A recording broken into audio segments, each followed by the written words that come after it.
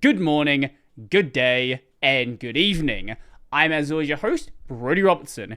This is one of the first podcasts back since I did all of the gaming ones, so if I'm a little rusty today, it's been about 2 months since I actually last recorded the podcast, and I think this should be a fun one to come back to. I live in Australia. The state of computing here is pretty much what you expect from like America, the UK, places like that. But the way that people interact with the computing infrastructure is different around the world. And today we have someone on from Poland who also has a YouTube channel who I'm not going to try to pronounce the name of. I'll let you do the introduction. So welcome to the show. Today what the plan is basically to like explain what the state of FOSS is like and Linux adoption and things like that in Poland. So let me know let the people know who you are. Give an introduction. Hello, I'm Linux Obiektywnie. Basically, it means Linux objectively in English. I'm a YouTuber. I'm trying to teach a new Generation Z, about Linux. I'm doing my videos as dynamically as I can, and if you want to check my channel out, I have some videos in English, at least English subtitles that are added there. So you can go and do that. Yeah, that's my introduction, basically.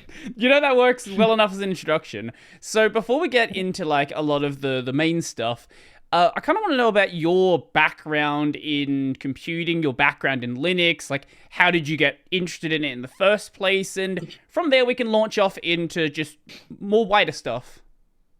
Yeah, sure. So basically, when I was a 9-year-old, I think it was when Ubuntu 9.10 released. Okay. Yeah, I was 10 then. I was a little child, basically. And I was learning English. Almost nothing in Linux was very well translated, at least. But I was having enough of my Windows Vista that was on my computer.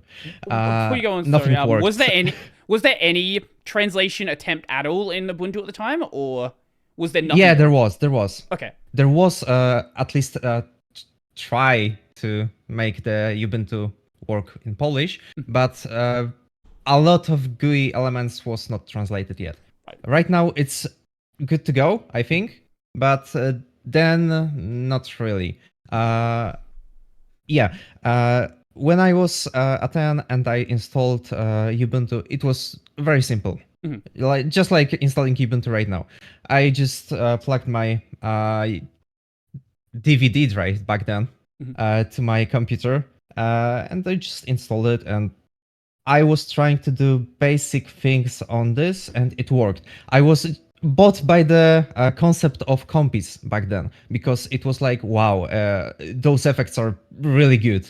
Those wobbly windows, those cube effects. So I installed it. And back then, the wine was not really good, at least yet. I was trying to do anything other than just browsing internet and anything else. It was really hard, but I was staying on Linux for about 2 or 3 months, and I installed it on my colleague computer, and I installed it on my nephew computer, I think. They were not really happy about that because they could not play their games.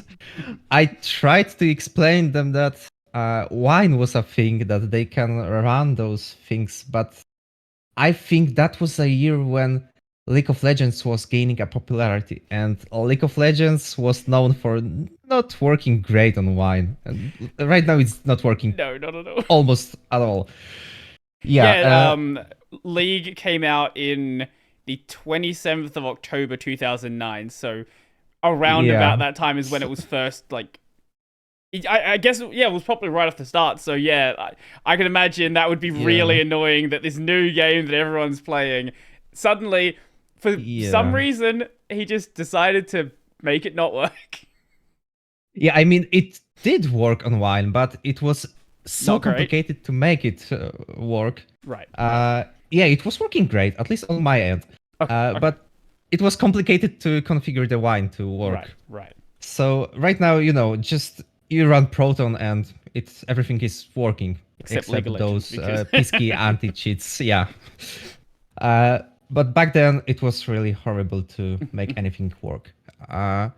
So I gave up Linux after I think 3 or 2 months, and I went back to Windows. And I installed Windows 7. I think because I was getting enough of Windows Vista not working correctly for me, and I basically kind of liked Windows 7. It was good system. Nothing was very bloated back then. Everything was working.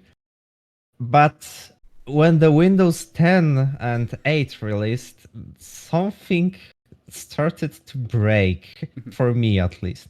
Windows 8 was just something different.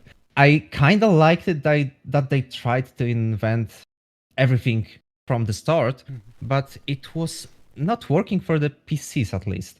It was more for a tablet, not for PC.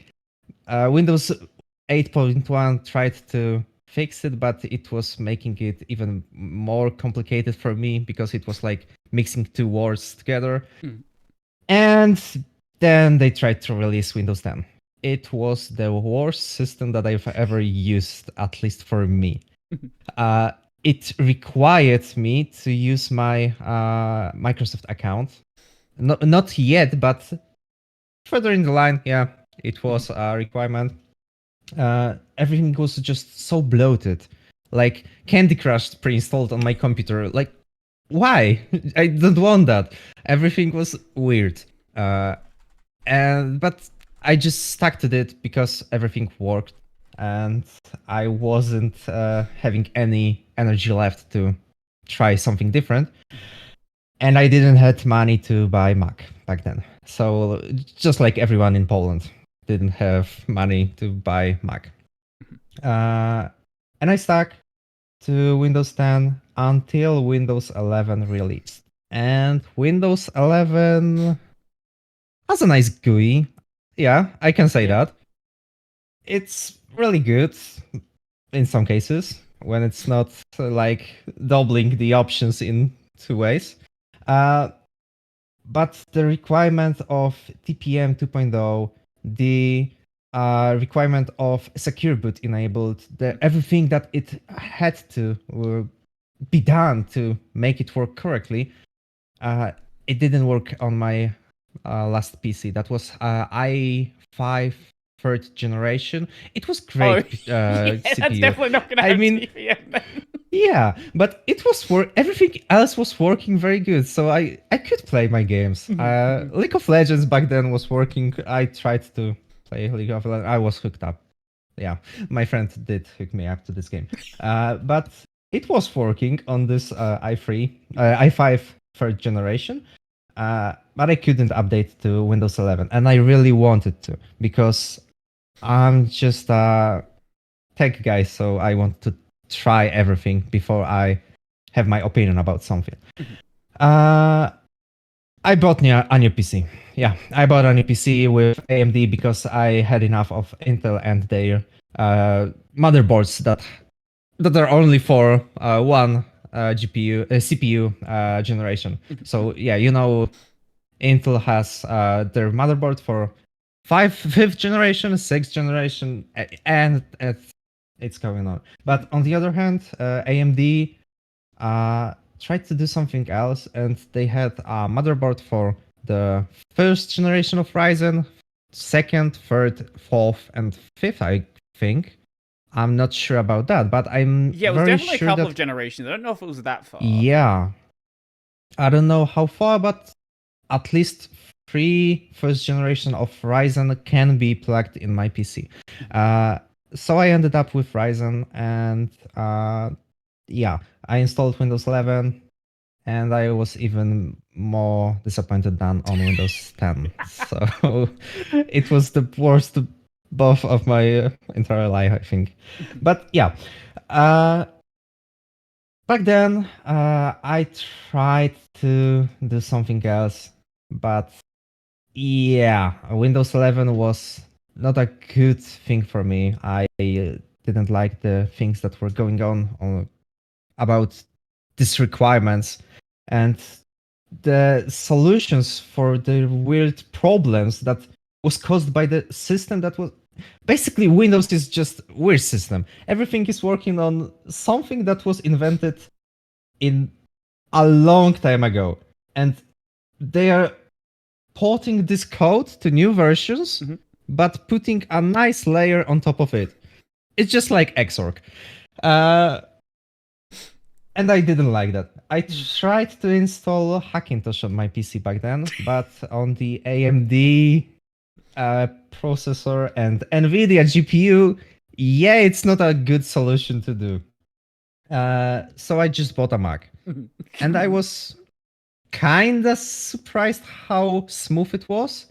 Yeah, it is really smooth compared to Windows, but I was lacking those customizations option that were allowed on Windows. I couldn't do anything more power usery that I could do on Windows. So I installed Linux on my PC back again because I was using the PC just for the gaming, and I used Mac.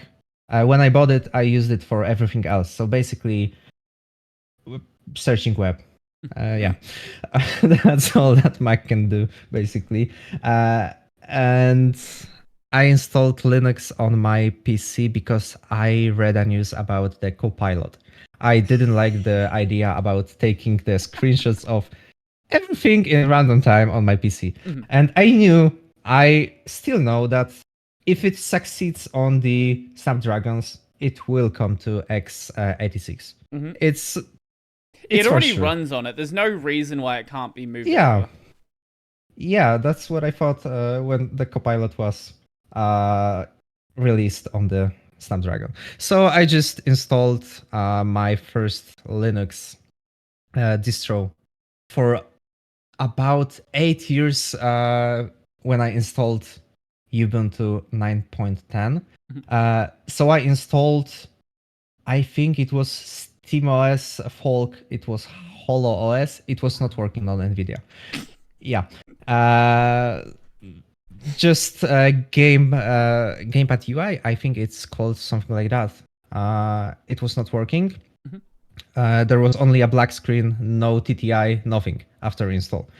So I tried something else. And I installed OpenSUSE because I wanted a rolling release distro. So you went with Tumbleweed. But I went with Tumbleweed. I installed it. Everything was working great until I tried to boot up any game because it was running on open source NVIDIA drivers. And this was my first wall that I encountered with Linux. The need of installing NVIDIA drivers with the terminal. So I was not used to terminal back then. I had no idea what I'm doing, but I followed the instructions on the Tumbleweed page that told me what to do to make the NVIDIA work correctly, at least. I entered all those commands without knowing what they do. I restarted my PC and everything went black. Yeah. I don't know what I did wrong, but something definitely went really wrong after entering those commands. Maybe I just messed up. I don't know. But okay, I was kinda exhausted, so I just installed Kubuntu. Not Ubuntu, Kubuntu, because I didn't like the idea of modifying the GNOME for their desktop. I don't like the modifications that they are doing to the GNOME. When they were using Unity, I think I left the Linux when they used Unity and I didn't follow what they have been doing. But when I saw they are using GNOME again, I was like, no, I don't think I want GNOME. I want something that I can customize. So I installed Kubuntu. And to my surprise, everything just worked out of the box. So I could just install any of my games The installation process, on the other hand, was just so simple. It was way more simple than on Windows. I just plugged the USB stick, pressed next a couple of times, and it worked. And after the installation, I installed Steam from the Discover. I think I used Snap, unfortunately, but everything still worked. And I run all my games. So basically, I could boot up my Tekken 8 session and play a couple of hours. But there was some problems with Kubuntu that I couldn't take. So basically, every time I tried to open my browser, it was like 2-3 seconds before it boot up. I tried to read on the online forums, why is that? So why is it working so slowly? And everyone was saying that it's using Snap. And I was like, what is Snap? And I was just getting really hooked up by everything that was on those forums. I learned a lot of things. But when I tried to uninstall Firefox from Snap, for some reason, I don't know if Kubuntu uses Pulse Audio or Pipewire, but it broke the driver for that. So basically, my sound stopped working when the Firefox was not installed on Snap. So I ended up with Firefox from Snap and Firefox from I think their own repo, because you can add the Ubuntu repo in the Discover on Kubuntu. But I was just like, it's called Firefox. It's called Firefox. I was just kind of confused why it needs to be done this way. And I did my worst thing, I think, back then. I tried to install newer NVIDIA driver. They have a really nice GUI for installing the NVIDIA drivers, but for some reason they have the version 5.3.5 and 5.4.5. It is really old, by the way. I could not run Wayland on this. I tried, because when I was reading about snaps and on all the other things, I read that Wayland is really good. It was not on those drivers. Yeah, it was like 5 FPS.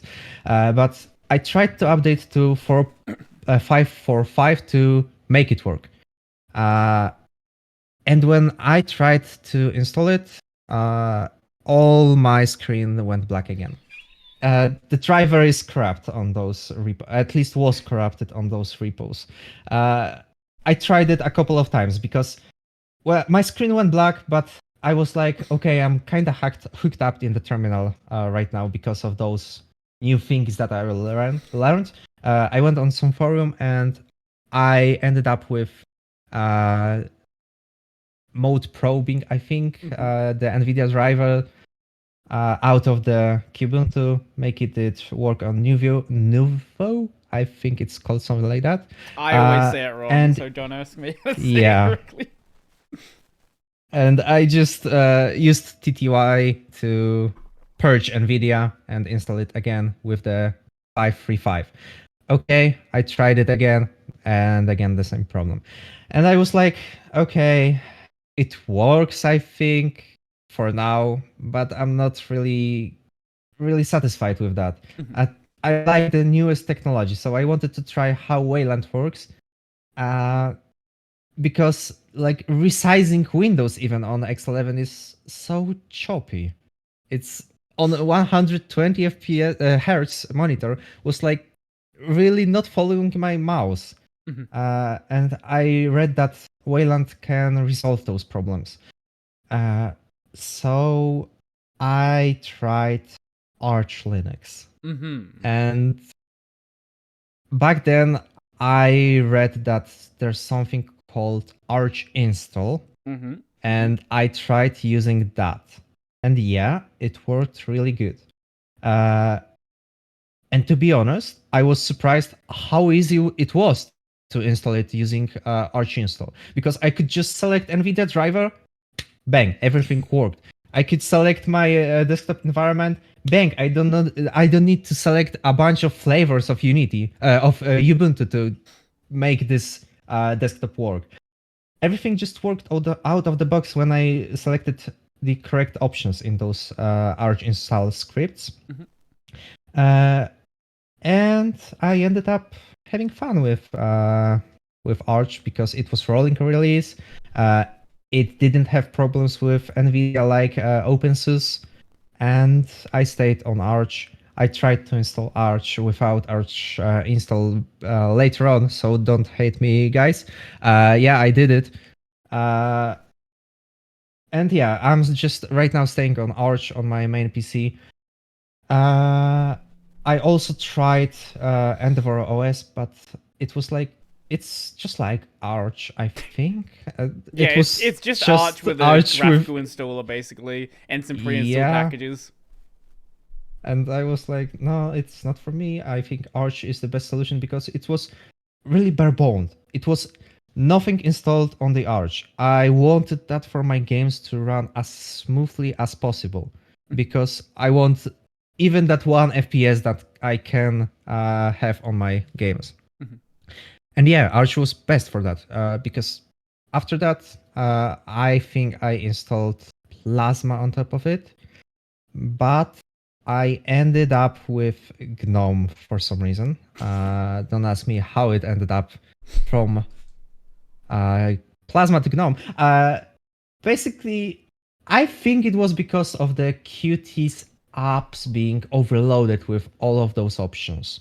It was like looking at those old Windows old Windows options. Yeah. So you have nice right click on Windows 11, but when you press more options, it's showing you the old Windows more options basically. And those more options looked just like everything on Qt apps for me. Nothing was really modern, at least in the GUI. On the other hand, GNOME was working just very similar to my Mac that I was using for browsing internet and everything else on this time. And it was simple. It was really simple. And since I needed my computer just for games, I ended up using GNOME, and I think I installed Hyperland for more performance in when I wanted just a window manager, not a whole desktop environment. But for the desktop environment, I used GNOME because it was so simple. Yeah, and right now I'm staying on those configurations at least.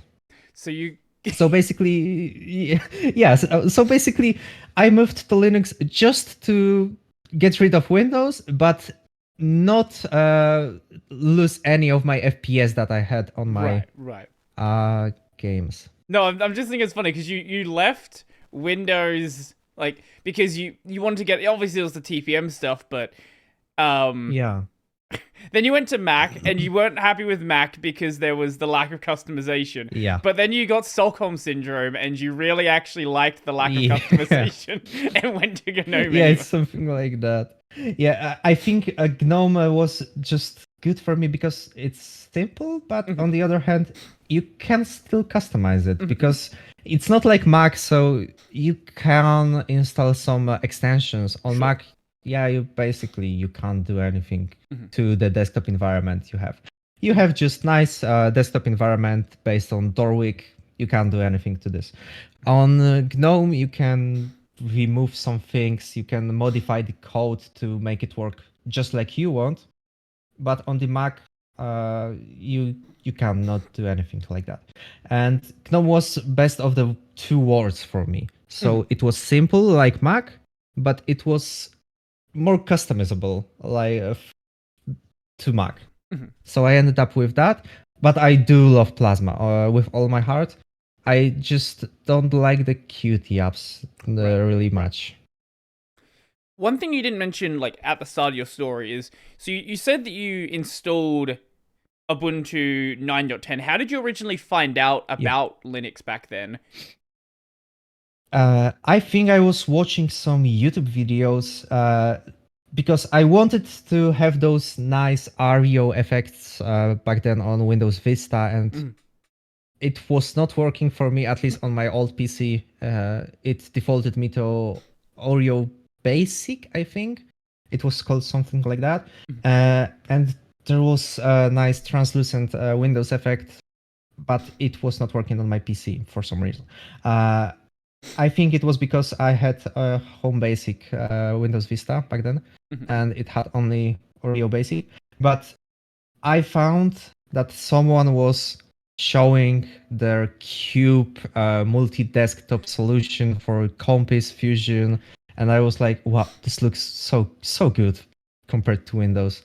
And yeah, that was the main reason that I tried Linux back then, because it looked so modern, so good compared to what we had on Windows.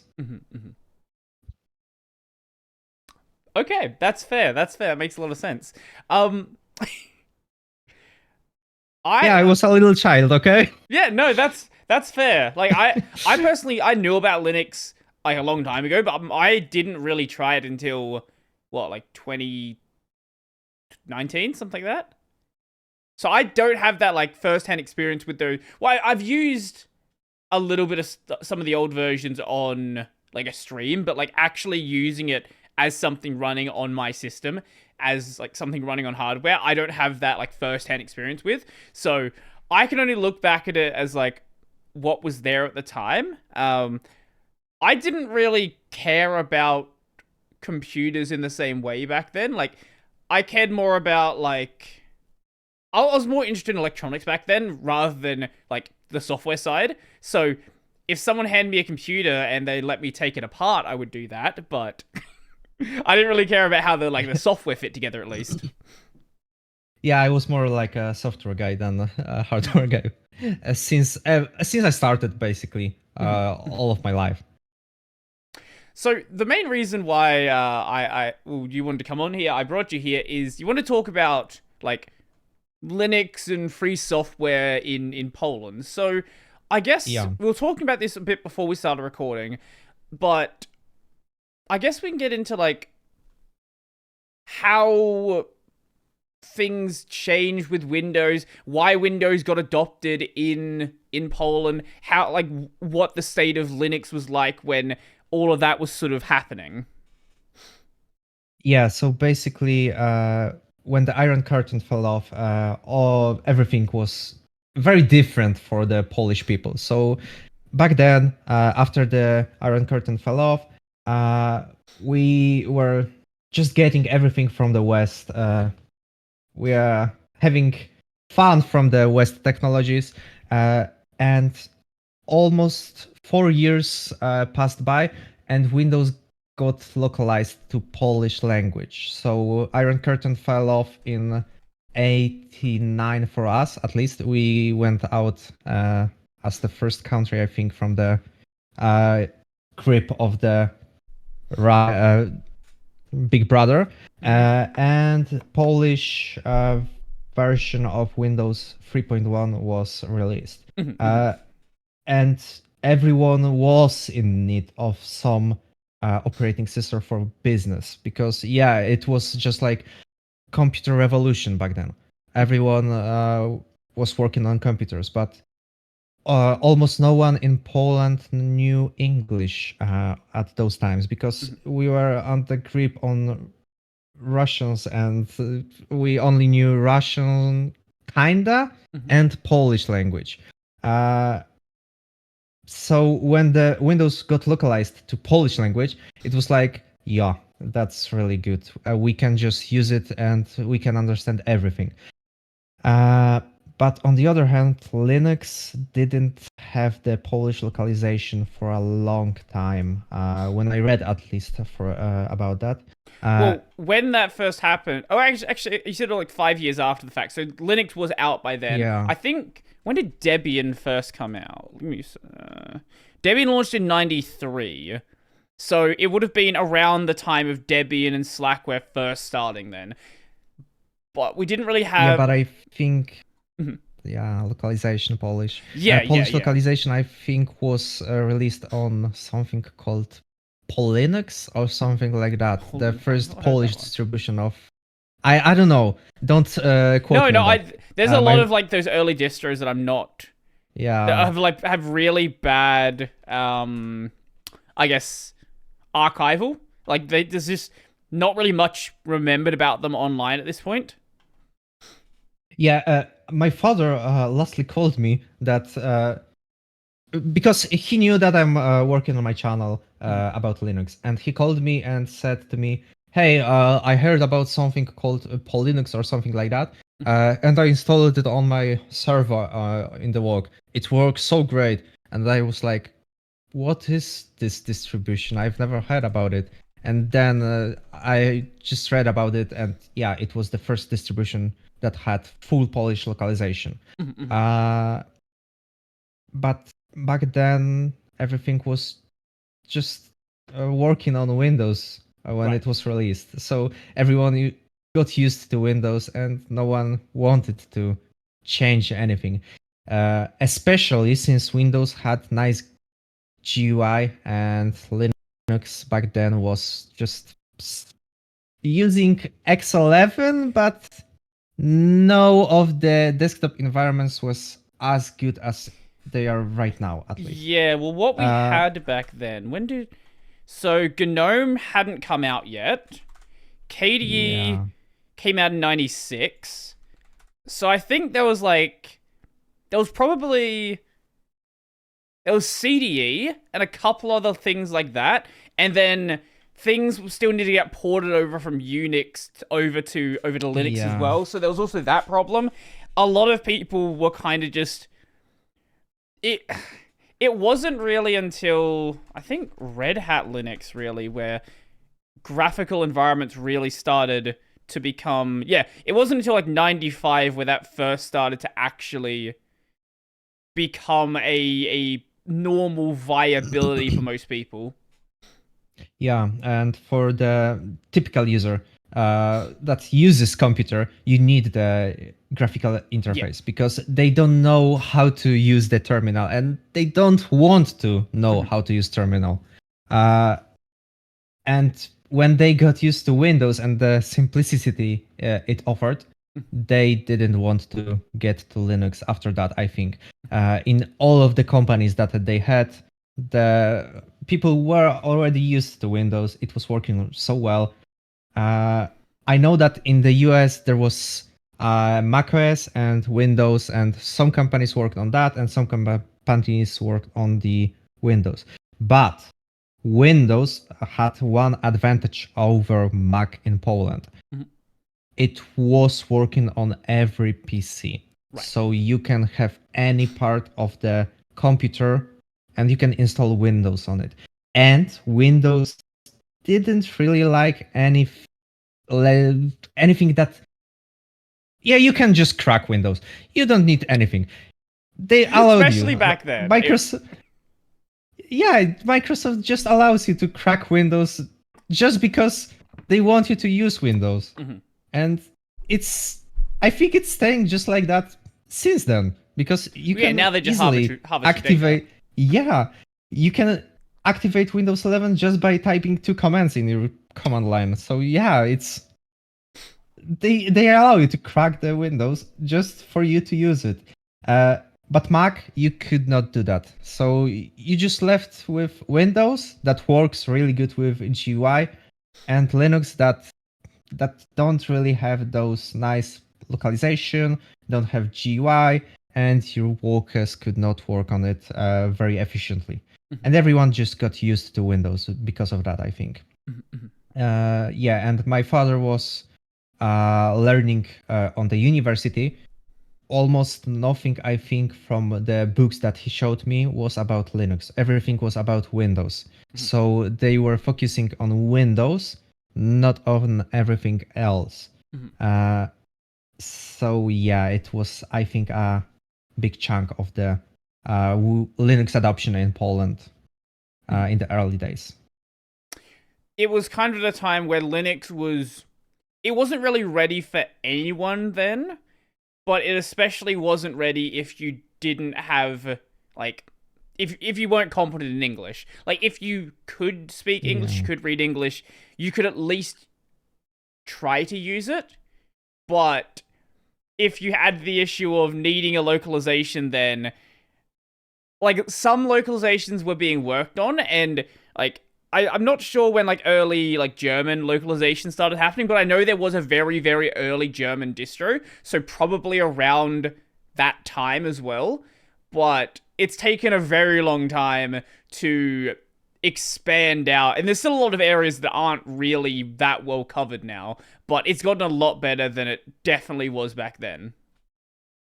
Yeah, that's for sure. I think that even now it's changing, but Polish localization is something that is not included in almost anything that is trying to be sold to Polish people. So right now we've got about talking about the games, for example. Tekken 7 had no Polish localization. It was released in 2017, I think. But on the other hand, Tekken 8 has full Polish localization. And it was like that for a long time, that almost nothing had Polish localization. And when you come to your PC and you see that everything is in Polish because of Windows that localized your system, it was like, wow, everything is just prepared for me. But of course, the generation that was growing up, it was also me, that wanted to try some games, had to learn some language to play them. So basically, all of the games that you had defaulted to English. And it was the simplest solution, just to learn the default. And many people just use defaults. It was the same, I think, for most of the people that were trying to learn how to play games in my country, because yeah, English is really popular. Yeah, you have all the games in English, and that's why my generation knows English more than the previous generation, I think. I'm kind of worried that the localization is going to every game and everything right now, because I'm worried that the new generation won't have the need of learning English and having those access to all the English documentations that they have. And in the Linux world, you still need those, I think. So you have Polish localization, but when you try to do something else than simple things, you need to go to the English forums, or Right. or just like in my place, you need to go to the ArchWiki and learn something, because yeah, you can't really have this thing in Polish. And I guess So yeah, if you ever wanted to like report a bug as well, like there's very few yeah. projects where if you reported in Polish, you would get any sort of useful response. Yeah, so basically all of the time when I try to report something and I have Polish localization, I'm wondering, should I report this in Polish or should I report this in English? And I'm ending up reporting in English because I know that everyone will understand it when they creating the project. But even if there's a Polish localization about some project, they may not know the bug report that I've sent to them, and they probably need to translate it to the other team, and they can mistranslate something, and yeah. So I ended up with reporting in English, but when you have full Polish localizations, probably most of the people will use Polish to try to bug report everything. So you said that a lot of people like learn English because like I imagine a lot of people also learn English because of like movies and stuff like that. Like they just want to be able to consume Yeah. stuff that's not in Polish. But do you guys have like English education in your schools now, or is it Yeah. okay? So basically, I don't know how it was before. I mean, when the Iron Curtain fell off, but I know that my grandma, for example, was not learning English. So they were just learning Russian, I think, and it was German. So they didn't want them to learn English because, yeah, those pesky Americans back then.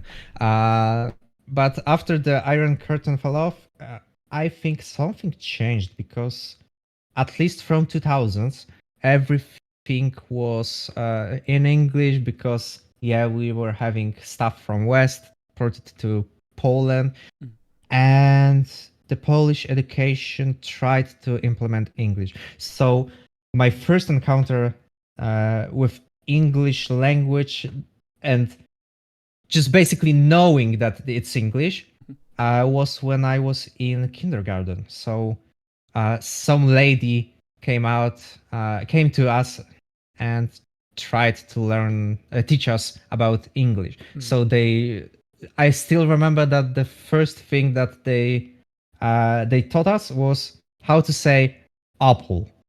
So I don't know why, but it was the first thing that they taught us in English. I guess But I because was it's kind just of it's a word that's easy to like show you an apple, and you know the Polish word for that, and then you know the English word for it, and you can like make that connection in your head a lot easier. maybe, but it's really weird word on the other hand. It is a random word to go with. Yeah. But yeah, Polish education has English classes since a very preschool right now. So yeah, you are learning, and I think that you need to have one language that you are extending in your exams. So when you end up your school, you need to select one language that you are learning to have the extended exam about that. And yeah, almost every school teaches you English, so basically almost everyone just extends English language on their exams. So it's pretty rare to run into someone in Poland that wouldn't know, unless they're in like the older generation, that wouldn't know at least some level of English. I imagine some people. Yeah. I imagine some people probably are very lazy with it though, and don't really study as much as they should. Yeah, I know those people, but yeah, they know at least some basic level of English, so they can hop on some online games and say those words that you say on the online games. That's all you need to know. Yeah, they know how to say those words. They use present simple for everything, but yeah, it works. Okay. I'd expected as much, considering just like, I guess as I said before, like how many. How do I say this? It's weird, like the percentage of people that I've seen from Poland in my audience, or like on Mastodon, places like that. Like, obviously I expect a lot of people from the US. Like the US, massive place, and you know, obviously most people there only speak English, but like big place. And there's a lot of people in like Germany as well that are big on free software. I don't know the history behind why Germany's big on free software. I'm sure someone can explain that to me. But it's always seemed weird to me just how many people I run into that like are either from Poland, have a Polish heritage, or something else like that. But you've also said that there's not this connection that Poland has with like Linux and free software. So it seems really weird to me that like that's happened like somehow. Maybe there's just like the people that manage to come across Linux end up getting very dedicated to it, or some of the reason like that. But something's really happened there. I think that we Polish people have a really strong connection with one word: free. So just like you said, free software. We were under occupation, so basically almost all the time. Russian occupied us, German occupied us, everyone occupied Poland.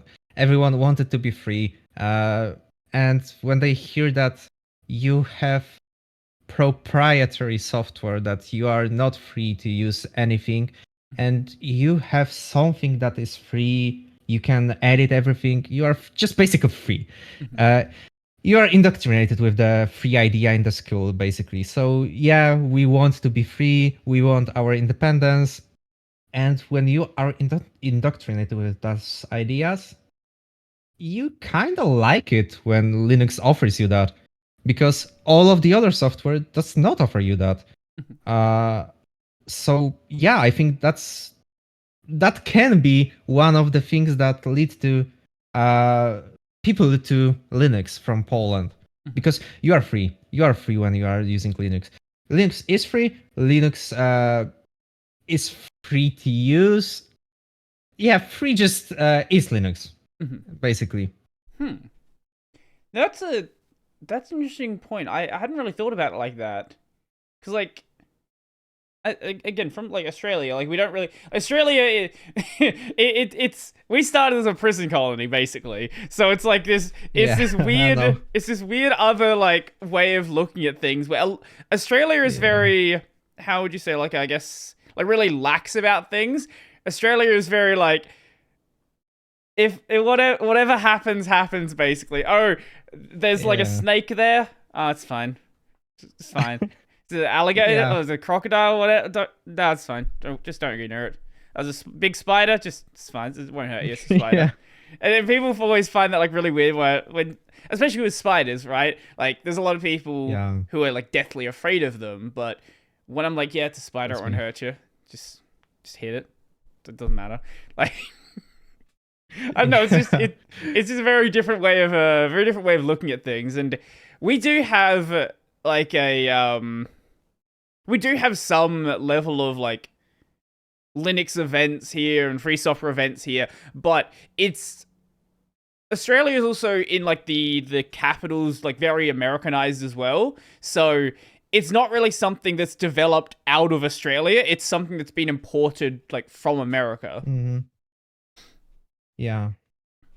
Yeah, I knew that Australia was the prison colony. That almost always bugged me when I learned that in my school. But I didn't know how Australia ended up free from the being just prison colony. But yeah, that's on the other topic than Linux.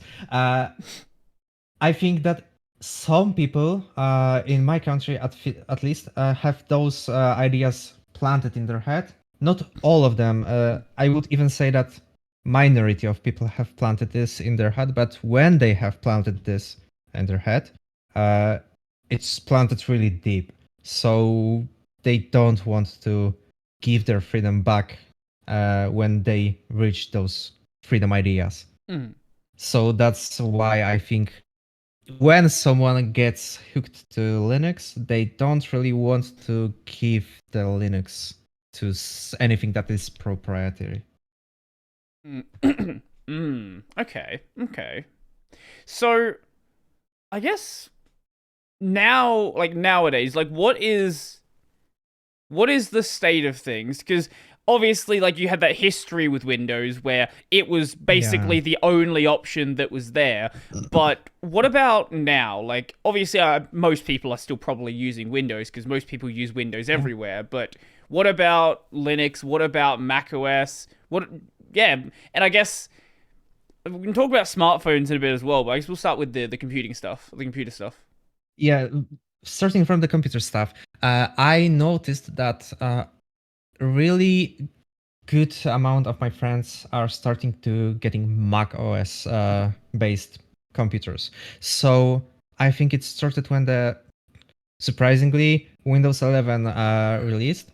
Imagine that. But I think it also comes to the fact that Polish people are getting more rich right now, because after the Iron Curtain fell off, we were just like poor post-communist country. Right now, we are kinda getting to the point where we are comparing ourselves to something like Greece, something like, oh, maybe not Greece, maybe because they had their problems. Some, yeah, UK basically Yeah, that's were a better saying something comparison. like, yeah, they were saying like Poland will get to our GDP soon. So we are getting richer and richer in Poland, and we can finally afford buying ourselves a Mac. But back then, you could not afford a Mac. It's so overpriced. Right now, it's still so overpriced, but at least now you can have some money and you can really buy it. So I noticed that more people are buying Macs and less people are using Windows. I have not seen a lot of people using Windows 11. So almost all of my friends that are using Windows have not upgraded their system. Maybe because they don't want to, maybe because they don't know that they can update it, and maybe because their PC doesn't allow them to upgrade it. But almost everyone is using Windows 10, I think, from my friends, or macOS. But when it comes to Linux, I think it kinda grew when the Steam Deck was released, because before that, almost no one was using Linux, I think. So it was really niche. It was about 1%, something like that. After the Steam Deck released, yeah, there was a lot of hype because you can actually buy Steam Deck on Polish Steam marketplace. So you can just press one button and buy the Steam Deck. Yeah, I know that in You can't buy Australia it in probably Australia you still. can't. Yeah, I know. But in Poland, you just go to the Steam store and press one button. You buy the Steam Deck basically, and then more people were starting to get interested in Linux because when they got their Steam Deck, they noticed how smooth it works. You can just press one button and your game just boots up, everything works. Just like on your PC, but without this needless of pressing all of the continue, I do not accept buttons that you have on Windows. So you just take out your console, press one button, and you play. It's just like normal console, so you can install it on your PC because it's Linux. And yeah, I think more people are trying at least Linux on their PCs because of the Steam Deck. Yeah, of course, it's immutable distribution and you cannot do much on it, but Flatpaks are a thing right now. And Flatpaks are really good because people are getting used to Linux because of that. And I think Steam Deck is a great starting point for telling the people that using Linux can be really simple right now, at least in nearest future, when the NVIDIA sorts out their things with their drivers on all the distributions, because right now you are still on 5.3.5 on Ubuntu. So yeah. I've been watching like Linux gaming stuff since basically the very start, because I remember when Proton was first announced. Like back then there was like a list of I think 7 or so games, but the fact that there were any games at all, because I was aware of Linux before that, but like I knew, and I had used Wine on macOS for example, but like Linux, I was like, not gonna use that. Then Proton came out, I was like, oh, that's cool, but it wasn't great at the time. Then, like a few years later, it went from 7 games to like 700 games. I don't even know what the number is at this point. Basically, everything that I want to play either just works or I changed to like a slightly newer version of Proton and it just works. But I think the Steam Deck, not just in Poland, but pretty much everywhere, sort of put another light onto Linux. Like what happened when Proton first released, and there was a bunch of coverage back then. It happened once again, but the difference this time is there was a lot more games that just worked. And KDE is in like a much nicer state than... I don't remember what they were shipping on the original Steam machines. I think it was... I want to say it was GNOME back then. But also, they didn't have Proton back with the Steam machines as well, so that was kind of just the whole mess. But now, there's this thing that you can buy, and people aren't just using it as a gaming device. Like, there's a lot of people that are trying out that desktop mode, and who are actually seeing this works. Like, yeah, it's missing a lot of apps that you want to have. Like, if you need some specific stuff for work and things like that, yeah, sure, but... for a gaming machine, assuming you don't play League, which obviously is a big game, and a couple other heavy anti-cheat games, like, you legitimately can use it. And there's a lot of people out there who aren't playing those games as well, who... all my games, besides what I play on my PS5, like, I just play on Linux and they have no issues. And I'm really glad to see that people are actually seeing this now. Because obviously people have been saying it for a long time. Like, it's been like this probably since 2019, 2020.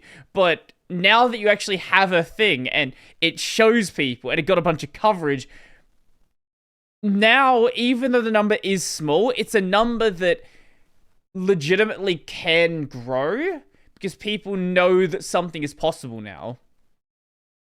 Yeah, that's true. Steam Deck is expanding Linux community a lot. I showed Steam Deck to my girlfriend, and she was like, "How can you play Lethal Company, for example, on this? It's just some kind of console." And I told her, "Yeah, it's just a PC running Linux." And she was like, "Wow, it's weird that it works." But then, of course, she wanted to play Valorant, and it was like, "No, you can't." Yeah, sadly. Yeah. It would be So nice. I'm really rooting that when the Linux will grow, the companies will see that there's a need of something that they can install on Linux. So I don't know, maybe some kernel extension, just like with the NVIDIA drivers, unfortunately, just to have this anti-cheat. If someone really wants to play this, to have the option just to play it on Linux, because right now you just can't without the spoofing the VM or something like that, and it's not really good solution because you can really easily get banned. Yeah. I know, but it's a good starting point. Yeah. When the more people will get hooked up to Linux, yeah, I really rooted for it. I kind of wish it just went the way with macOS, where a lot of these games that are on macOS, Apple's just like, no, you can't have kernel level anti-cheat, but they just want to release on macOS anyway, so they just have to deal with it. That's not going to happen, sadly. But I kind of wish that they would work on something, because like I'm at least glad that the generic anti-cheat systems like BattlEye and EAC have those Linux versions there, although some devs don't enable it, like Epic with Fortnite, which is so dumb. Yeah. They're happy to let all of their customers use it, but they won't go and enable it themselves, which says a lot about the confidence they have in the product. But yeah, I don't know. Like, at least there's a lot of games that do enable it. Like Elden Ring, for example, that has EAC. BattlEye? EAC. One of the two. EAC. EAC, okay. And yeah, it goes enable it, so you can actually play online with Elden Ring. You can play online with Armored Core 6. And I just hope more devs go ahead and do this.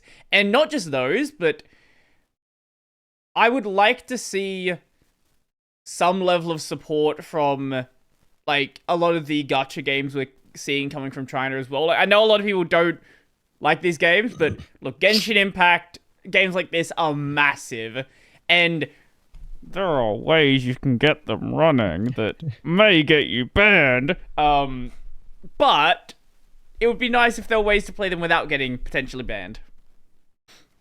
Yeah, to be honest, I tried all those solutions to play gacha games on my PC, on my Linux machine.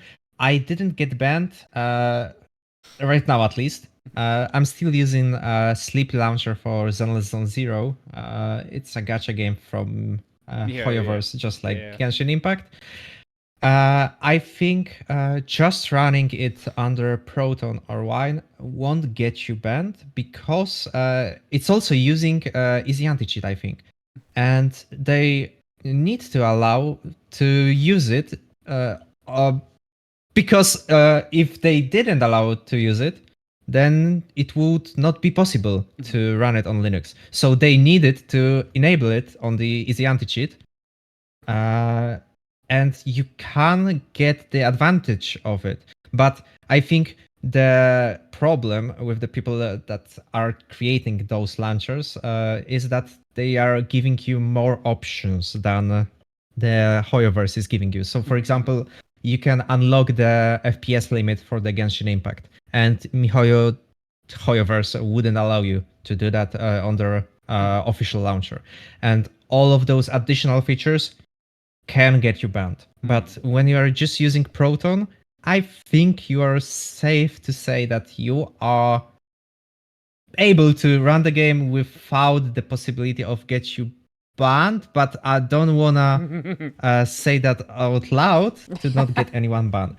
I know that there was one problem that a lot of people got banned when using the wine version, but it was a bug, I think, because a lot of people were using some cheats that were based probably on wine or something like that. Right now, it's safe to play those games, but I would not use any additional features, and I would not say that you won't get banned for sure. But I think it's great for them at least. They don't say that you can run those games, and they don't say that you can't. So it's just like with League of Legends before the Vanguard went off. So they didn't say that you can't use Linux for playing League of Legends. They also didn't say that you can run it on Linux. And they are just having those options that, yeah, if the Linux grows, we will just support it just like right now. But if the Linux community won't be big enough, we will just disable the support in the future, just like League of Legends is. So I think at least some games have those anti-cheat support, but yeah, just like you said, Epic Games, they created easy anti-cheat basically, and they don't want you to have it in the Fortnite on the Linux. It's really weird for me that some companies do that. Tim Sweeney's just always been weird about Linux as well, so I don't know what the deal is there. Yeah, I mean, I understand the Riot perspective at least, because they would have to go and really, and they would have to develop Linux support themselves as well. Yeah. Yeah, they have really intrusive anti-cheat. This is true. Yeah. It just goes straight into your Windows kernel. It have every permission that they want to have. But on the other hand, I really dislike also this fact about Riot games, because when I was playing on my Windows PC, on my AMD processor, I was having a lot of blue screens with Valorant. And when I was talking about it on Reddit or trying to back report it, they were saying like, no, it's not our fault. But it was clearly happening when I was playing Valorant, when the Vanguard was active. It was not happening on all the other occasions. And right now, they released a statement that, yeah, it was a problem, but it was due to Intel's faulty 13th and 14th generation CPUs. Like, brother, I'm using AMD. It's not that. Yeah, I have no doubt there were additional problems from 13th and 14th gen Intel, because they're a disaster of a platform, but I don't think that can take all the blame. Yeah, all of the anti-cheat programs are really weird for me, because they should not have so much access to your system, at least for me. So I love the solution that you have on Linux when they enable it for the Linux. They kinda can't get to your system so much that they can in Windows. They can't control, for example, your graphic cards to just burn, or your PC to not be able to boot, like with CrowdStrike situation. And Riot says that, our anti-cheat won't let any situation like CrowdStrike, but it really can, because one wrong line can lead to this. It's the same thing. It's in the Windows kernel. It boots up with the PC. Of course, the service is not started when it boots up, but one wrong line and everything can get wrong with your PC when it comes to anti-cheats. And it's not only Vanguard. It comes to all of the anti-cheats. I really hope that Windows on some point will not let any developers do that, but yeah, I think it's a small chance to We got be. very sidetracked there, just talking about. Yeah. Yeah, I Let's do go want to back ask. to the topic. No, it's all good. Just getting sidetracked is what always happens here. Yeah. I did want to ask you about like smartphone adoption as well in Poland. Like, Yeah. you said there's a lot more people buying like macOS systems now. So is the same thing happening with iPhones, or is that Oh, just yeah. way too expensive still? Yeah, no. It's something like when I was in high school, when someone had iPhone, it was like, oh, this rich kid has an iPhone. But right now it's more like, oh, you have an iPhone too? Great. We can just connect with each other easily with iMessage. No, not anyone is using iMessage, to be honest, in Poland. Everyone is using Messenger from Facebook. But yeah, Oh. it's still getting more popular in Poland. And on the other hand, Android is losing a good portion of the market due to iOS. And it's also, I think, because it's way simpler. People just like to have things working, and iOS can have this. Android also can, but many companies just have this bloated Android experience. On iOS, you do not have this. And the market is growing for the iOS, and for Mac. It's dangerous territory because we can have another Windows situation. But it's growing right now, and we can do nothing to stop it.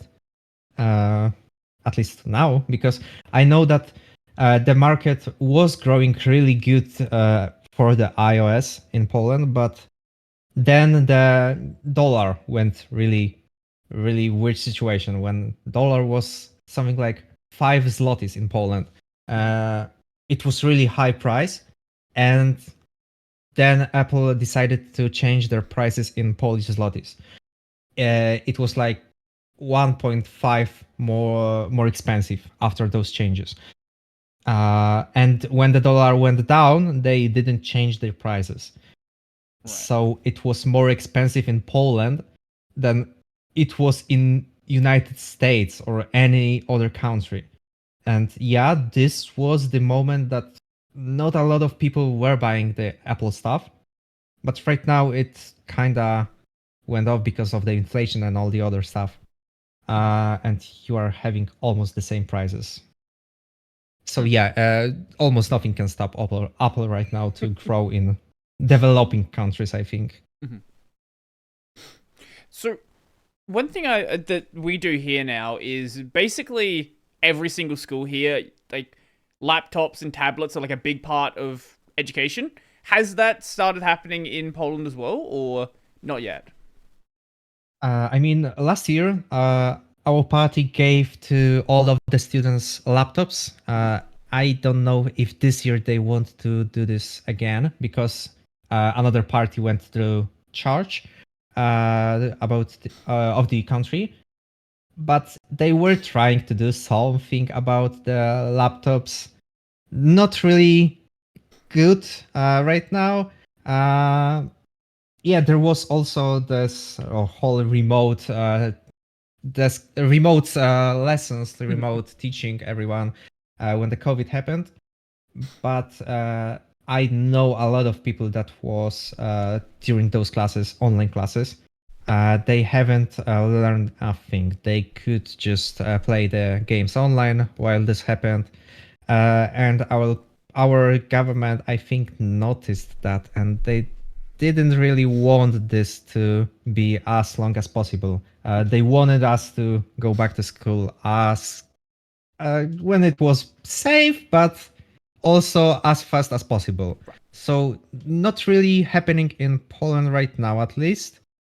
They try to do something about this, to have people using their laptops, their tablets, or whatever for education, but it's not like they need to do this. We are still more using books, traditional books, to learn anything than anything other than that. I think there's a lot of value in both approaches. Like, I, Yeah. the problem you have if everybody's using laptops, and this is a problem that I was luckily towards the tail end of it becoming a problem. Like, when I was in school, it was very much a mix of book work and then certain things we would do with laptops. It's like, hey, we have to make a presentation and like talk about it. If we're writing like a long essay, we would do that on a computer. But a lot of other stuff was still book work. But I have younger nephews and nieces who are like, like 5 to 10 years old, and they're pretty much entirely doing stuff on tablets now. And I worry for whether or not handwriting is going to stick around, like after like one or two more generations. Like it's as more like as like more documentation, like bills, all of this stuff gets done entirely online, there becomes less of a reason for people to need to handwrite. And I don't know where that's going to go. So I think there's still a lot of value in the approach that Poland has here. But I do think there's also a lot of value in having like a device that makes it very easy to research topics as well. Like, you can do a lot more with that than you can by getting people to like go to a library to find like answers to something you've got them to look for. Yeah, I think the same, because I can't remember when there was a last time I tried to handwrite something. I think it was in the school. Right now, I don't have a need to do this. And fortunately, my little brother needs to do this. They don't have any laptop or tablet provided by the government. But when there was this 1 year when they tried to give the laptops to the people, there was a Windows laptop that they gave to them. So it was not the best solution, I think, because those laptops were really underpowered.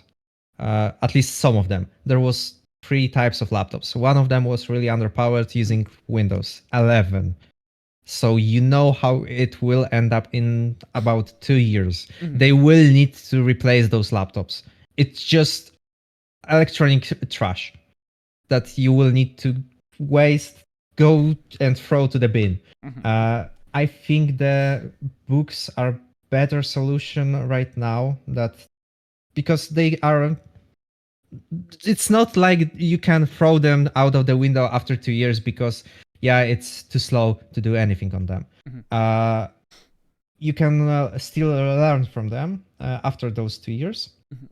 I don't really like the solution to have one tablet or laptop to have everything, to learn everything from this, especially because I know a lot of people that could probably break this. So if you are not using some closed sourced Android modified version of your tablet for your students, they will break it. On the other hand, when they have the book, they can write something on this book, but they can break it. It's that simple.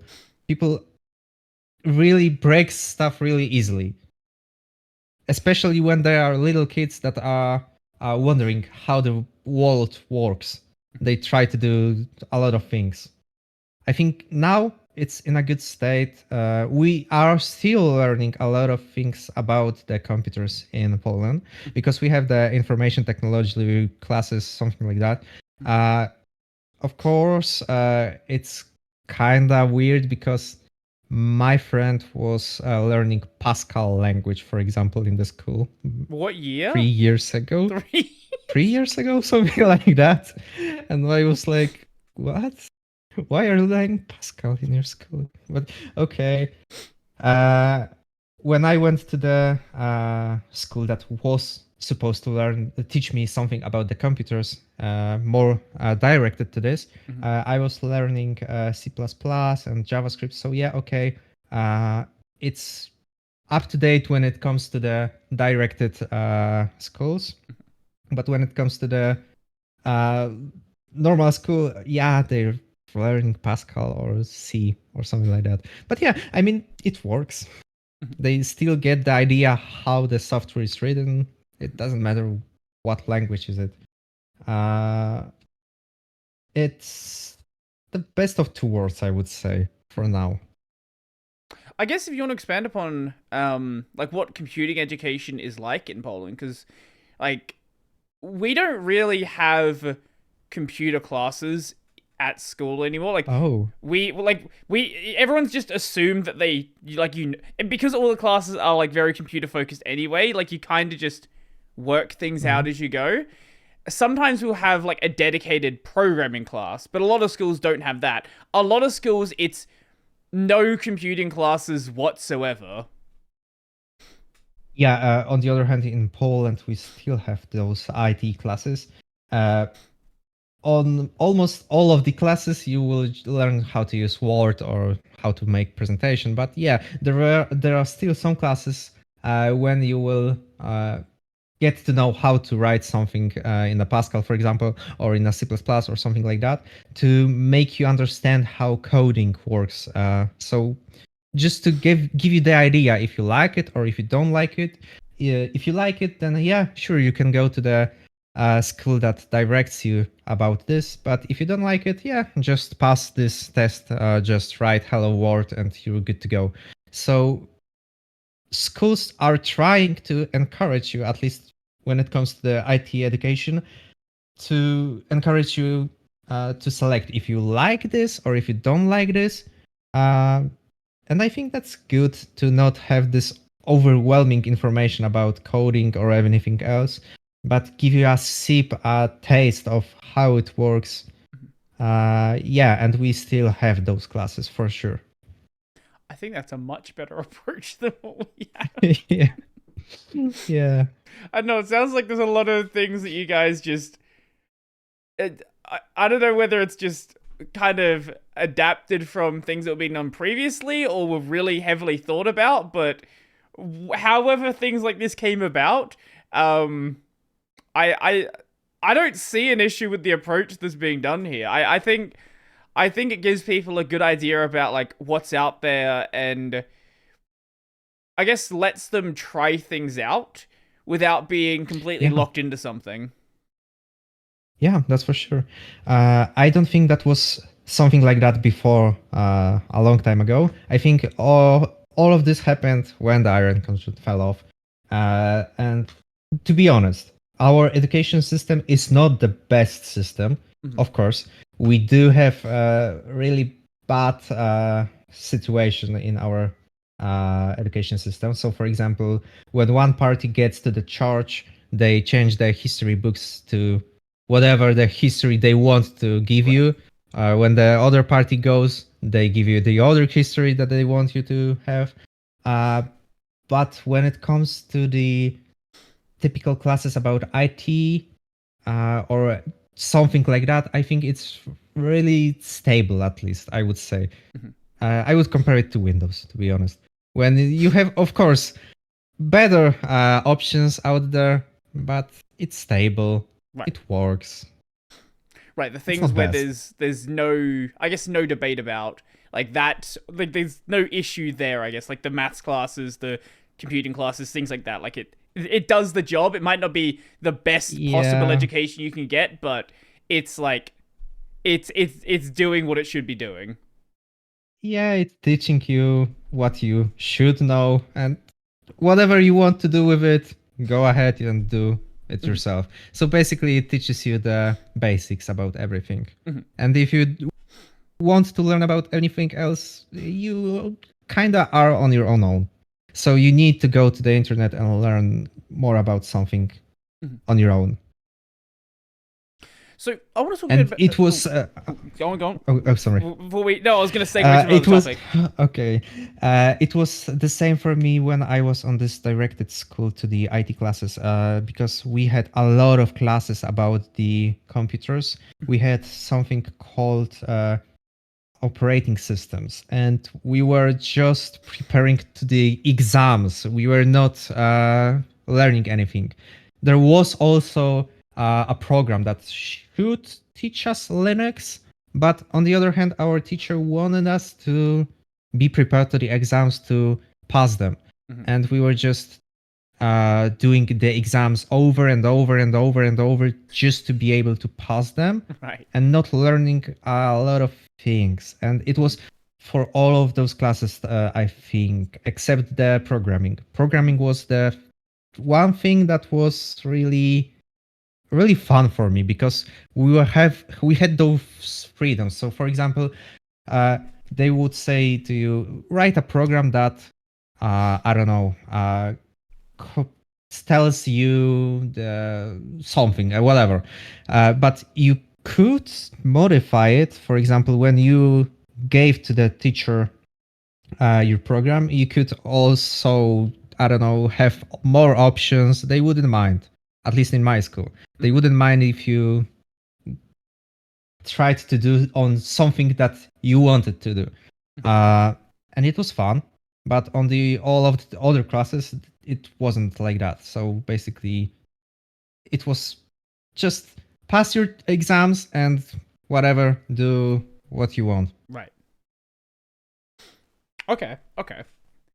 So, I guess it's very much dependent on like who's what the teacher actually wants to like do with the class. Then I guess. Yeah, that's true. So I want to talk a bit more about your channel, and like I guess we can start like I think you like kind of briefly touched on it, but like back in the introduction. But like, what is the goal of your channel? Because obviously, like a Linux channel in Polish is not gonna appeal to every single person out there. So, why did you make the channel, and what are you trying to do with it? Yeah, I'm trying to get the Gen Z or Gen Alpha, I don't know, try Linux at least. So basically, all of my videos are edited as dynamically as they can be, just to make the viewer stick to it to the end. So, for example, funny meme. Right now, we will learn about something with Linux. With my last video, for example, I was talking about the Xorg and Wayland, but I tried to give them some comparisons, some funny memes, so they would stick to the video. They would, even by the mistake, learn something new. Yeah, it's hard to get the attention of the viewer with those new generations. I know it by myself, because I'm Gen Z, hooray.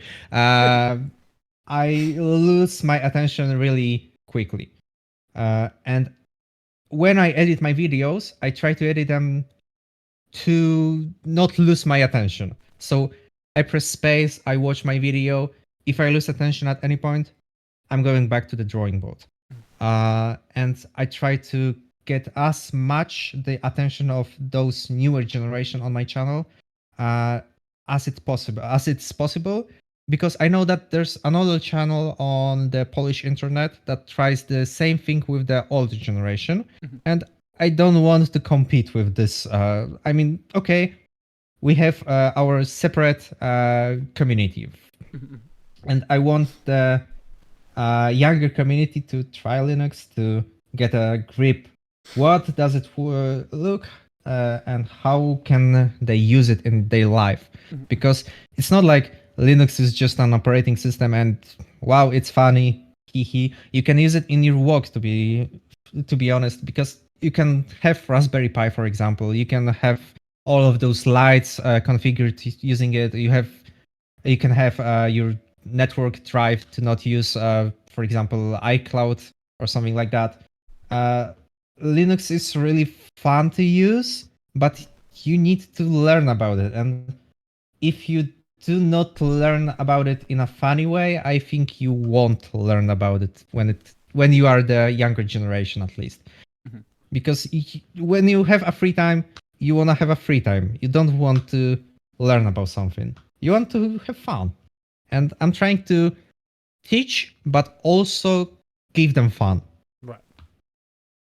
I think it's a good way to do it. Like, I know that I definitely I would sit down and watch things that are not enjoyable at all, that most people probably would not want to sit down and watch. But I also know that I'm not the norm in that respect.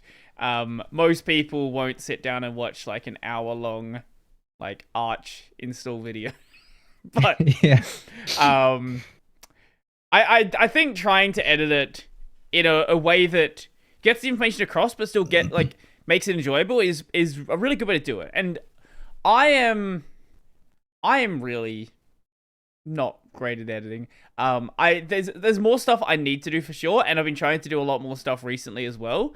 But you know, seeing this definitely has given me some inspiration to actually do a little bit more than I'm currently doing.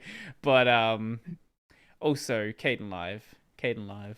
Yeah, Caden Life is awful for editing, to be honest. Yeah, I mean, it's doing their job, but it still lacks a lot of functions, and the GUI is really basic.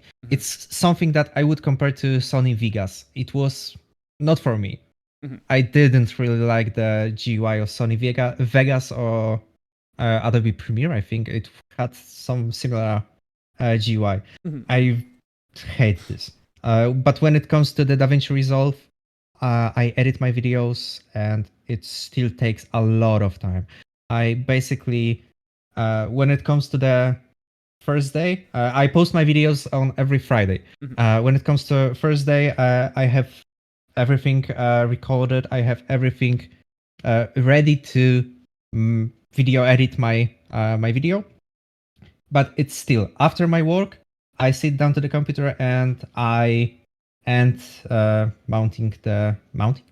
video editing the movie about 11 p.m. So I go out of the work at 5 p.m. and yeah, it's a long time to edit even those 4-minute videos when you are trying to make it dynamic. It's a hard thing to do when you have other job, I would say. Yeah, definitely. So that's what I'm talking, and I'm trying to teach my viewers that it's a hobby project. I can't do the videos more frequently because I also need my free time to experience the Linux. Yeah, no, that makes a lot of sense. So one thing I've noticed with like maybe this is a similar experience in Polish, but with Brazilian channels, the viewers there are incredibly dedicated. Like, they're very supportive. They're like, someone is doing content specifically for us. This is so exciting. This is awesome. What is the response you get? Because I can't read your comments. There's a Google Translate thing, and sometimes it works well enough. But like, what has been the response you've had with your videos? Yeah, I noticed that a lot of users are watching my videos since the very beginning, and they are still watching them, they are still commenting this. But there's also a lot of comments that just, saying something like, why did you use this distribution? You should use the other distribution. And there's a lot of those comments, really a lot of those comments. Okay, I'm really grateful from them, but we need to stop the distro war. Like, we are the same team. We are in the same team. Like, just use whatever you want. Okay, I'm saying that it's easy. The Pop! OS is easiest way to play your video games on Linux. Okay, for me it is, because you have the newest NVIDIA drivers installed already. You have nice desktop environment that you can use. But okay, maybe you prefer something else. It's not like I'm saying you use this for sure. I'm saying you can try to use this because it's simple. And yeah, a lot of people understand this in my channel, and a lot of people have the... I love them. I love those people that are staying with me, that's saying anything positively to me. And there's also a lot of people that just I don't know why they're coming to my videos and saying Windows is better. You should stop using Linux. And I'm like, okay, but why? They try to say something that makes their point, but when I answer to this that it's not true, they are saying something like, "Oh, stop being so blinded," and I'm really surprised that someone is protecting Windows. Like it's a company product. They're getting you. They're making money from you. Why do you protect them? Why do you want to use this? I mean, okay, It's good to know but that yeah, it doesn't matter if it's in English or Polish, you get the exact same kind of comments. yeah. All of those sound very, very similar to me. Yeah, but like you noticed, there are a really dedicated group of people that sticks to me with every video that I post. So it's still like I have 30% of subscribed people that watch my videos and 70% that has not subscribed my channel. But most of the viewers I have are returning viewers. So they stick to my channel. They don't need the subscription on my channel. They stick to my channel. So most of the time, I have more views than I have subscriptions. I've noticed, but they are still the same viewers. Well, it's weird, right? Like early on, that tends to happen, but it's like once a channel's been around for a while, people naturally tend to drop off, and that number, the subscribed and unsubscribed rate tends to like widen a lot. So I'd be curious to see where that is in like a year or two from now, because I remember mine very early on as well was in a similar sort of state, but since then things have shifted quite a bit. But also, I guess some of the stuff I talk about shifted quite a bit, so I don't know, that could also be some of it as well. I don't understand the YouTube metrics. There's a lot of there's a lot of thought you can put into it and really spend a lot of time digging into it. But I think if people are enjoying the content, at the end of the day, that's really the main thing that matters. Yeah, totally. And I think that's really good to have this kind of opportunity to also earn on the hobby you have, because of that, you can, for example, just like me, buy the Steam Deck and give your viewers more content about the things they want to see. Of course, I didn't earn that much money to just buy the Steam Deck out of it, but it was helpful to get some money to buy the Steam Deck to show my viewers how it works. So I love the fact that you can earn on it, but you can also give your viewers back the content from out of it. It's basically just like donating in open source, but they don't need to donate.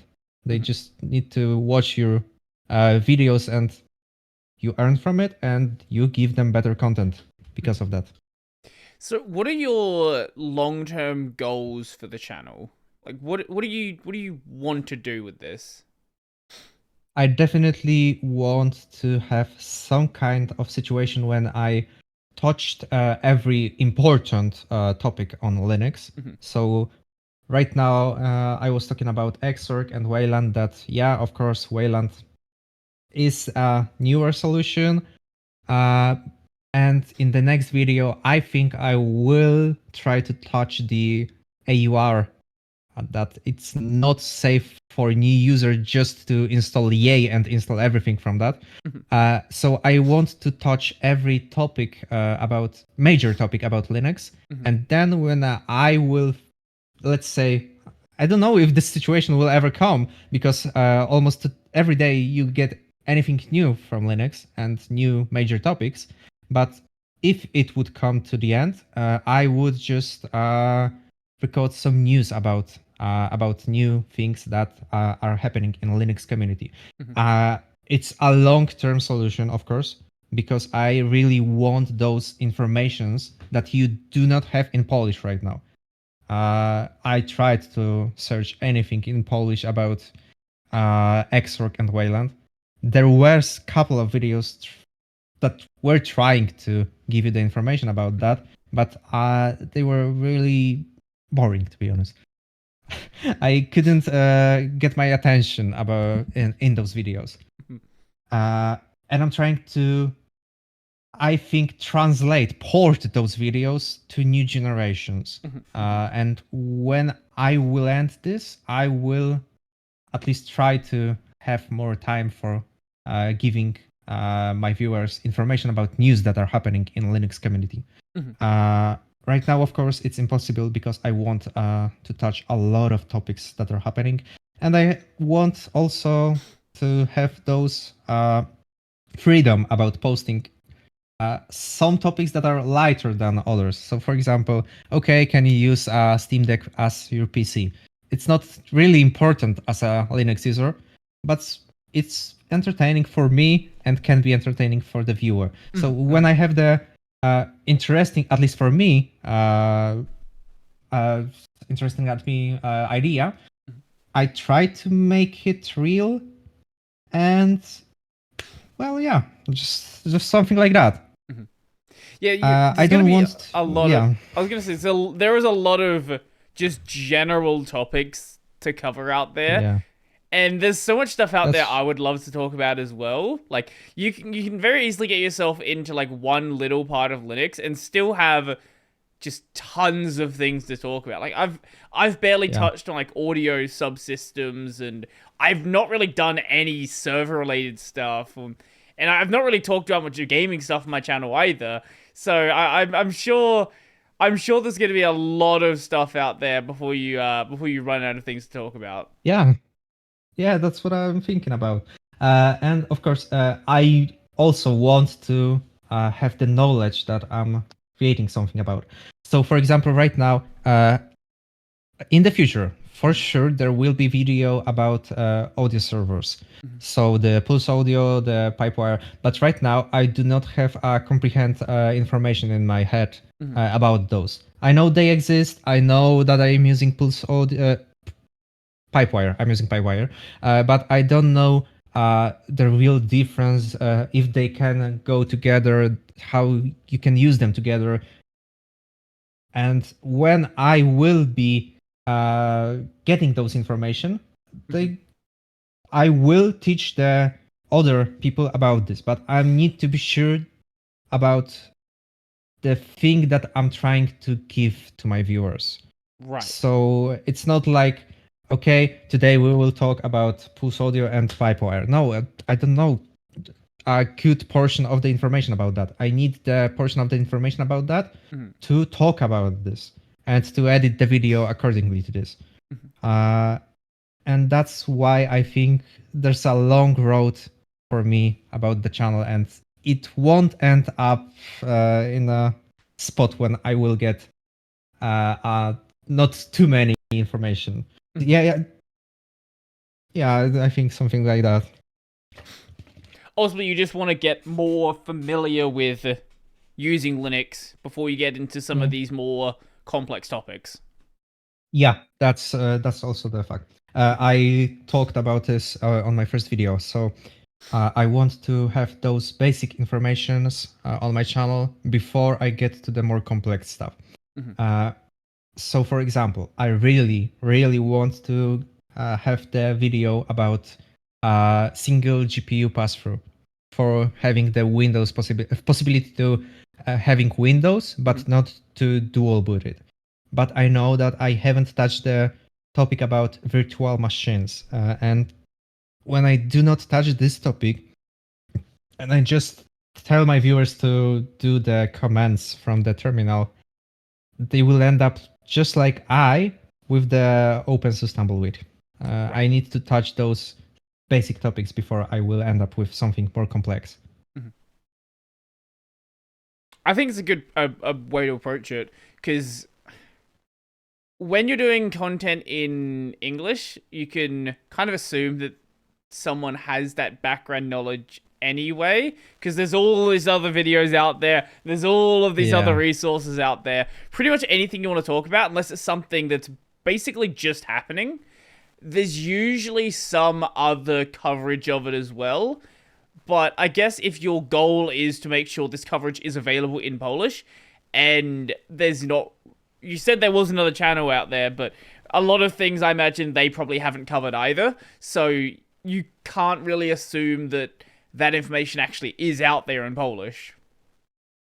Yeah, that's true. I do not see a lot of information in Polish that I would gather from your channel, from other Linux channels, and I want to cover them on my channel to be as simple as possible to the viewer. So you've tried out both...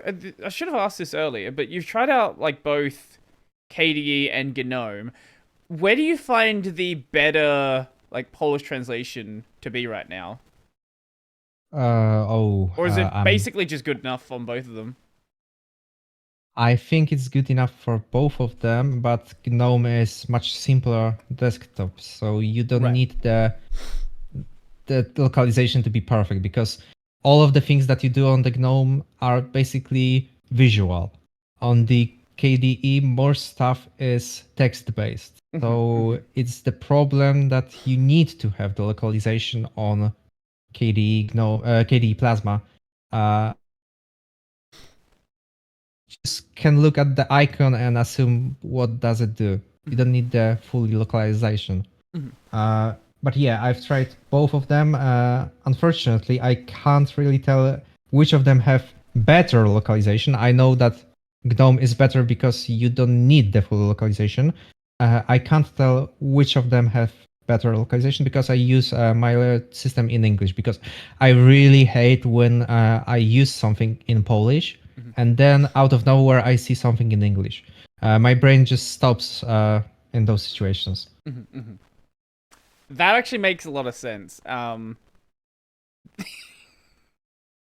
Yeah, I can see that actually being like, if you're dealing with languages where there is like a completely different character set, you can put your mind into two very different different thought patterns. Like if you're Korean, for example, and you run your system in Korean, and there's a bit that shows up in English, like you very clearly know it's not Korean. Like you can switch that in your head very easily, but obviously Polish has characters that don't get used in English, but a lot of like the rest of it is all just the same alphabet. So yeah, you might think twice for a second, like, wait, what language am I supposed to read this in?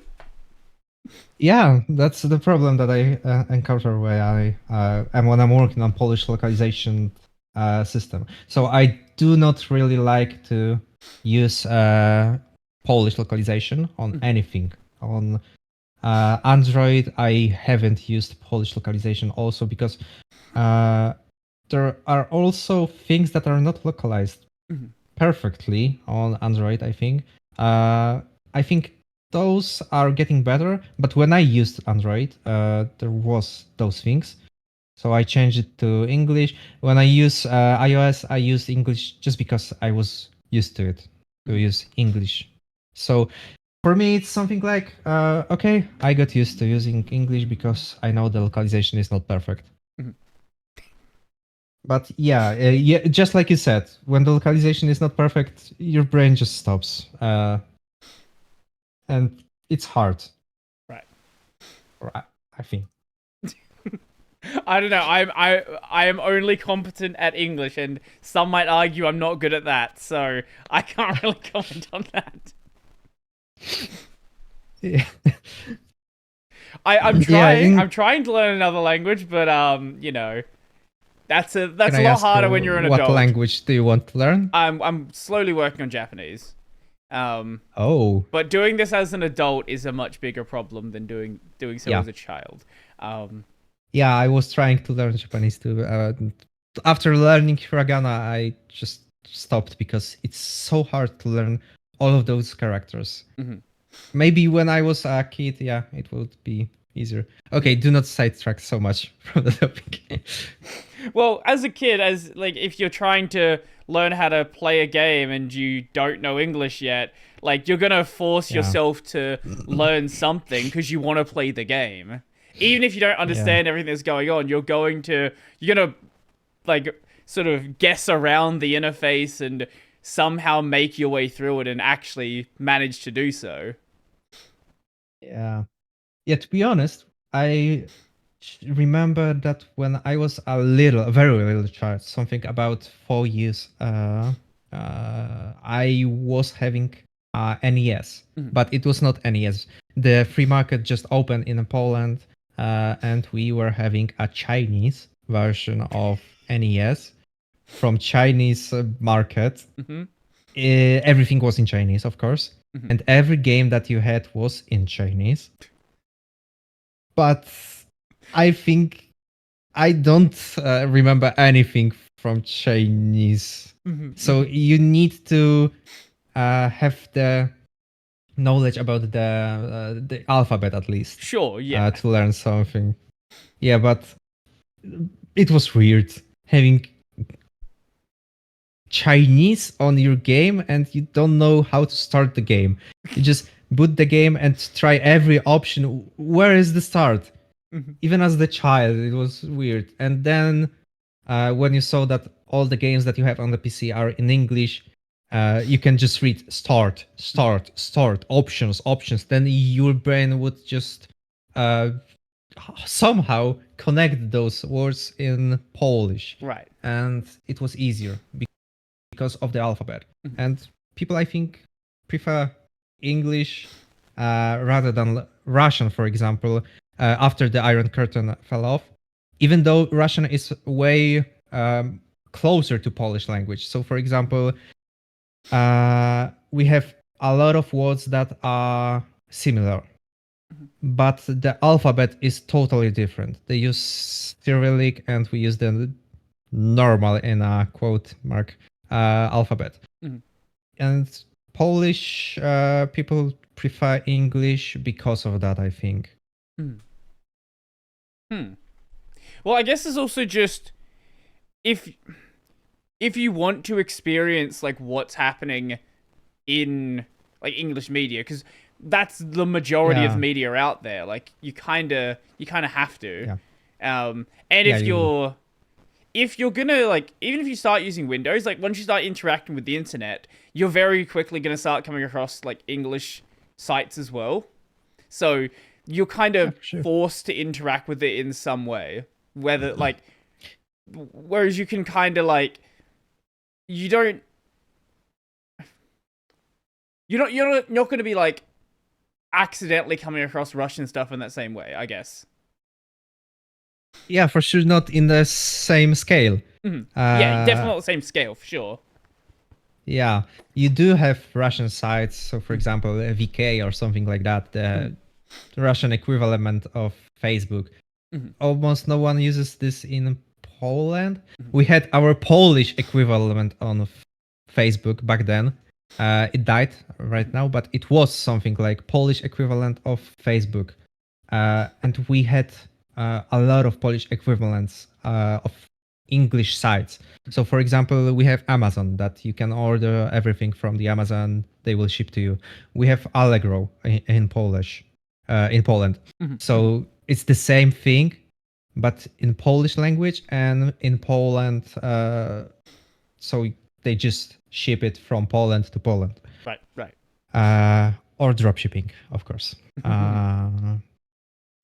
But yeah, we do have a lot of equivalents that was in English in our Polish internet, at least. So it is not like you are in need to learn English anymore, Right, and right. you were never, to be honest. If you are not a gamer or if you do not like the computers. So if you are a standard user, yeah, you basically have a lot of equivalents. Okay, okay. But like if you once you start coming across things like YouTube, I guess then YouTube's going to Yeah. recommend you some English content eventually. Like no matter what you try to do, it's going to Yeah. happen. Yeah. Yeah, that's true. The same way TikTok recommends you the Polish stuff sometimes. So yeah, sometimes YouTube will recommend you the English stuff, but right now, I don't know how the AI works. They learn how much you use language in your videos. So Right, right. what languages you are using. I guess When they nowadays it's see very that, different. Like, it like especially back yeah, in like early YouTube. Early YouTube just would recommend you random things that didn't make whatever. any sense. Yeah, Yeah. they had division by the country, I think. So it was like trending in Poland, trending in the other country. But yeah, it was just like that. It was random things. Right now it's more complicated. Uh, my friend that cannot really speak English have only Polish recommendations on YouTube site. So it's weird, but yeah, almost everything other than those YouTube, TikTok things have Polish equivalents in Polish sites. And you are not really in need of using anything other than that. Of course, when it comes to, for example, Allegro, I first check everything on Allegro and then I go to Amazon to see if the prices are cheaper. But almost no one does that because they are used to having Allegro and just working for them. Right, right. So the same thing with Windows. Right. So a lot of people are just like they're accustomed to the Polish equivalents, they're accustomed to Windows, and there's not really a need to change. Yeah, that's a problem. Yeah, I can see that being a bit of a challenge to overcome. But hey, I guess if you can put videos out in Polish and at least convince some people, that's better than nothing. Yeah, almost every month I'm trying to see the Linux market share in Poland. So You're the entire reason it changed. I'm trying to be the reason to change. At least those 1%, please, 1%, it would be so much for me to have those 1%. But right now, of course, it's not getting higher. I have the, like you said, dedicated viewers that are coming to my channel, and I love them. But I'm still trying to get those new viewers, new people to come to Linux. And I also have my Discord server for the channel, and I noticed that a lot of people on this server are using Windows. So basically, they are interested in Linux, but they are not still convinced to use it. Right. And I'm trying to convince them to use Linux. Well, hopefully that goes well for you. Hopefully you get your 1%. Yeah. I mean, we have 2% right now in Polish, in Poland, using Linux. But I want to make this free. It is my goal to make the market share of Linux in Poland to reach those 3%. It's a very it's a small goal, but hey, it's Yeah. something. Yeah, I mean, it's really hard to convince people to change. Yeah, I have absolutely no doubt that it's gonna be an uphill battle. That's for sure.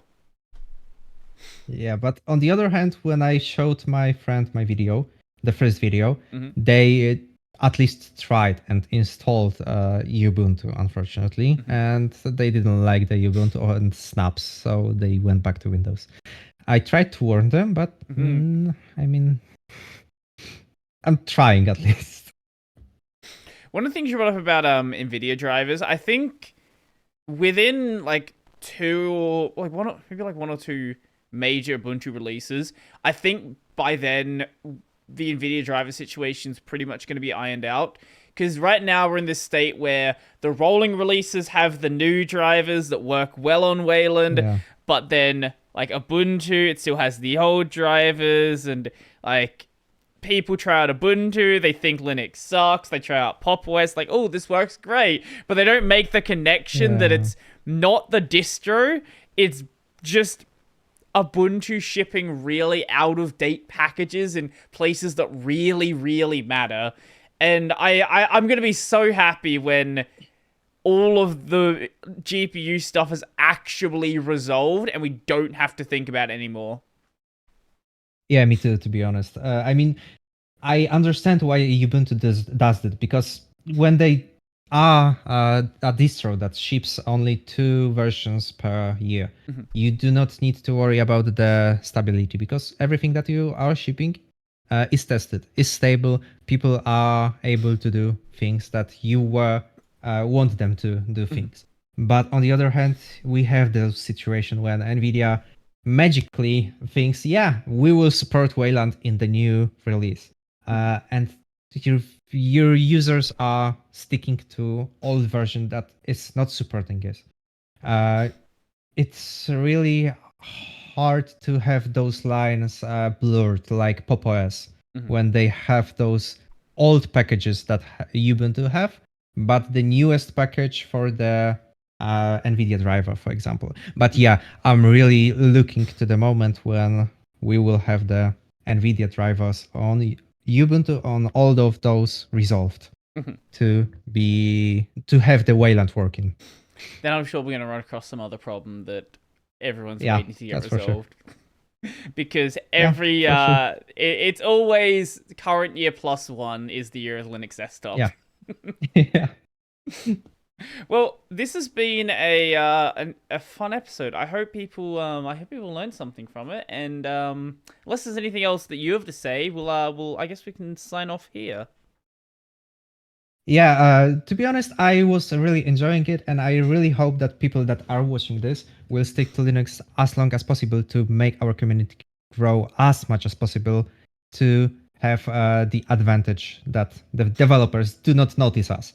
When we have our community, we have the development's interest. So please just subscribe to this channel that you are watching on. And all I can say is what I'm saying on my channel. So if you like this video, leave a like and subscribe to be on time and log out.